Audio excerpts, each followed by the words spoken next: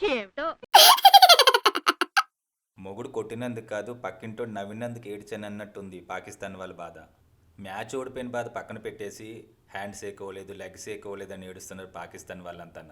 Pakistan seniors కూడా ఈ issue మీద చాలా కోపంగా ఉన్నారు. ఇండియా మీద యాక్షన్ తీసుకోమని, మ్యాచ్ రిఫరీ మీద కూడా యాక్షన్ తీసుకోమని, లేదంటే వాళ్ళు ఏషియా కప్ నుంచి వైదొలుగుతామని ఐసీసీకి అప్పీల్ చేయడం జరిగింది. ఐసీసీ ఆ అప్పీల్ని తిరస్కరించారు.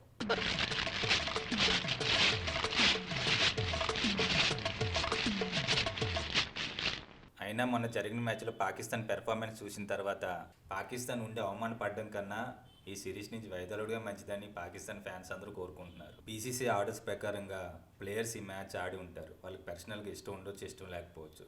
కానీ హ్యాండ్ షేక్ విషయానికి వచ్చేటప్పటికి అది వాళ్ళ పర్సనల్ విషయం. ఇన్నాళ్ళు ప్రపంచానికి పాకిస్తాన్ ఒక జోకర్లా కనిపించేది, అది క్రికెట్లోనైనా ఇంకే విషయంలోనైనా.